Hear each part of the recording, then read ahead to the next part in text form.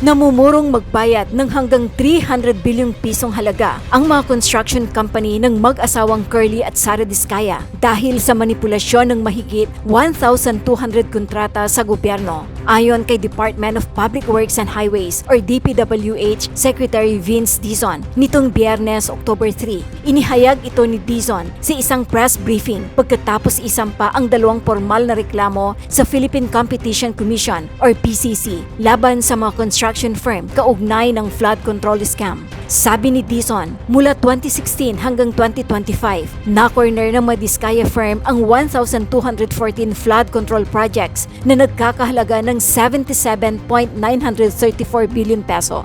Binanggit niya ang St. Timothy Construction Corporation, isa sa mga kumpanya ng mag-asawa na sangkot umano sa manipulasyon ng bidding para sa multi-billion peso flood control projects ng gobyerno. Una nang inamin ng Diskaya sa pagdinig ng Senate Blue Ribbon Committee ang pagmanipula umano ng bidding procedure ng DPWH kasabwat ang ilang opisyal nito.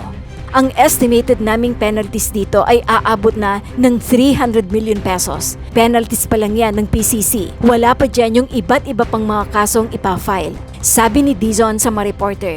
Ipapasa rin ni Dizon sa Independent Commission for Infrastructure or ICI ang mga dokumento kung saan idinitalya niya ang bid rigging modus sa mga proyekto ng DPWH. Uulitin ko, sabi ng Pangulo natin, kailangang managot lahat at kailangan maibalik ang pera ng taong bayan at isa itong mga kasong ito sa mga paraan para maibalik ang pera nila.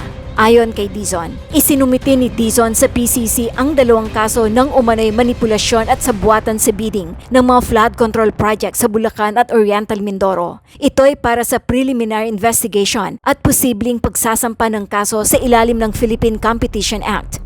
Ang unang kaso ay kinasasangkutan ng Wawaw Builders, IM Construction Corporation, Sims Construction Trading, St. Timothy Construction Corporation at mga opisyal at empleyado ng DPWH Bulacan First District Engineering Office. Ang pangalawang kaso naman ay sangkot ang Sandwest Incorporated at mga opisyal at empleyado ng DPWH Regional Office 4B.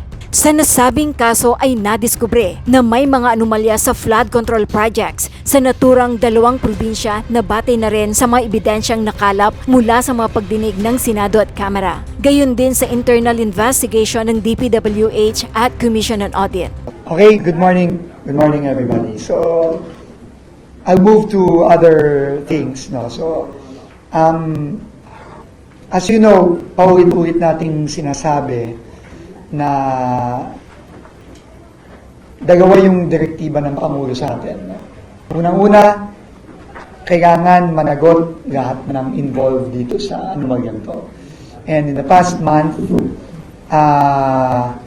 sunod-sunod ang mga ginagawa nating mga aksyon para mapanagot hindi lang yung mga tao sa loob ng DPWH na involved dito, pero yung mga kontratista na talaga nga namang walang tigil na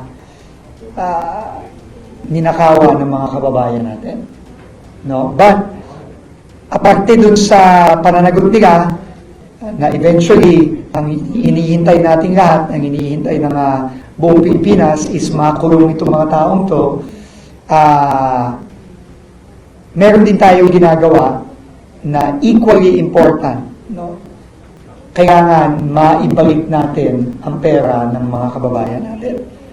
So, ngayon na may ICI na, tuloy-tuloy ang kanilang konkretong aksyon para filean ng mga sunod-sunod na kaso itong mga dapat managot from top to bottom. No, nakita naman natin, tuloy-tuloy ang trabaho ng ICI, mabilis silang umaksyon. Meron nang na-refer sa ombudsman this week, and hindi ako magtataka kung meron pang mga bagong mga referral sa mga susunod na linggo. Sunod-sunod na rin ang pagpapatawag nila ng mga nakikita nilang pwedeng makatulong sa kanilang investigasyon. Tuloy-tuloy po yung trabaho ng ICI. Tayo naman sa DPWH, tuloy-tuloy din ang ginagawa natin. No? Para mapanagot, hindi lamang yung mga nasa loob ng DPWH, para talagang maginis na natin ang ahensya dito sa mga masasamang taong walang tigil na ninakawan yung mga kababayan natin. Pero yung mga kontratista tulad nila Diskaya, nila Wawaw, nila SunWest, nila Sims, etc. So, kanina umaga, bago tayo pumunta dito, nag-file tayo ng 12 kaso, 12 cases involving 12 projects involving multiple contractors. Ito ay nakuha natin nung tayo'y umattend sa Blue Ribbon hearing several weeks ago na sinuggest ni Senator Bam Aquino na mag-file sa Philippine Competition Commission ng cases against bid rigging and bid manipulation. No, yung pandaraya o yung pagluluto ng mga bidding sa loob ng DPWH. At nagpapasalamat tayo kay Senator Bam Aquino sa kanyang suggestion na ito. At ngayon, nag-file na tayo ng unang 12 cases against different contractors. I think 6 contractors? 5 contractors. Timothy Wawaw. Oo. Nag-file tayo against St. Timothy, SunWest, Wawaw, Sims, at IM Construction. Ito yung mga finailan ng DPWH ng kaso, at alam nyo naman, ang SunWest ay finailan na rin ng ICI sa Ombudsman this week. So, 5 contractors involving 12 projects. At ang hinihingi natin dito sa PCC ay imbestigahan sila against bid manipulation na may kaukulang penalty per contract violation. So, ang gagawin nating strategy dito, we will be filing per contract violation here. No? So, ito yon, no? 3 contracts ng Wawaw, 2 contracts ng IM, 2 contracts ng Sims, 2 contracts ng St. Timothy, at 3 contracts ng SunWest. No? So, ang penalties dito ay for first violation, 110 million pesos per contract. Initial yun, no, for first. Pero yung mga susunod, pwedeng umabot hanggang 250 million per contract. So, ang estimate namin dito pa lang sa 5 contractor na to at 12 projects pa lang na ito ay 2.3 billion pesos na ang pwedeng patawang penalty sa kanila ng PCC kapag nakita ng PCC na talagang merong bid manipulation at bid collusion. Alam niyo naman, si Diskaya mismo ay umamin sa Blue Ribbon na yung mga iba't iba nilang kumpanya nagmomoro-moro dito sa mga bidding na ito at kasama yon sa mga sinabmit nating ebidensya sa PCC. At una pa lang ito. No, kagaya nung ginawa natin ngayon sa PRC na nagpapa-revoke tayo ng mga lisensya, ang unang 12 contracts na ito, una pa lang ito sa mga ifa-file natin in the coming weeks. And just to give you an example, no? Next slide please. Ang Diskaya from 2016 to 2025, 1,214 flood control projects. Diskaya pa lang yan. At yan ay hindi lang natin isasubmit sa PCC, pero isasubmit din natin yan sa ICI. No, alam nyo naman, ang mandato ayon sa executive order ng ating Pangulo ay past 10 years. No? So, uunahin natin itong mga flood control projects ng mga iba't ibang kontratista. Ito, Diskaya pa lang. At kung papatawan ito ng mga penalties ng PCC sa mga susunod na linggo, susunod na buwan na ipa-file natin, aabutin, Diskaya pa lang, ang estimated naming penalties dito ay aabot na ng 300 billion pesos. Penalties pa lang yan. Ng PCC, Wala pa dyan yung iba't iba pang mga kasong ifa-file.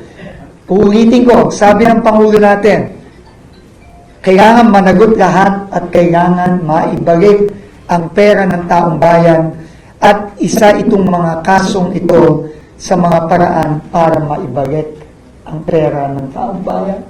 At hindi kami titigil dito. Sila Yusek Rico, sila Yusek Rafi, sila General Ato, sila nagbubuo nito ngayon at tuloy-tuloy tayo magfa-file against all these contractors. At ulitin ko, itong 300 billion na ito sa Diskaya pa lang yan. Okay?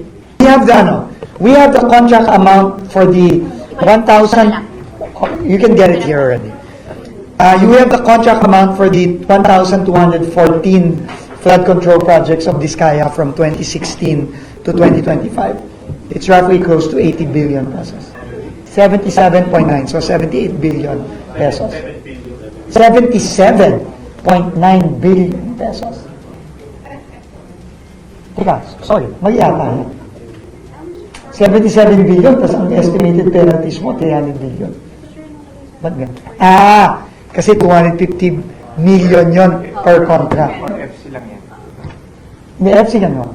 So anyway, so yan ang, sigurado kayo dyan, ha? So yari siya, mas malaki pa yung penalty niya dun sa contract amount na yan. Pero anyway, ano naman yan, no? This is just the maximum, no? The maximum penalty is 250 million per contract. But I guess that depends on how much the contract is, no? So we will leave it up to PCC what the penalties will be. But that is the maximum contract based on the law, on the Competitiveness Act. Malaki yan. 77 billion. Ang laki yan. Ang laki yan. Ganito na ga. Ang budget ng buong Department of Transportation in 2025 ay 80 billion lang. So yung kontrata pa lang nila Diskaya, mas malaki na sa budget ng buong DOTR for 1 year. So, go figure, guys. Okay? 80 billion lang ang budget ng DOTR. Isang buong ahensya na yun. DOTR na yun, ha? Pag-departamento na pala yung budget. Well, of course, ilang taon din yan. No? Pero malaki pa rin yun. Okay? Mag-subscribe at i-click ang notification bell para sa mga susunod na video updates. Maraming salamat po.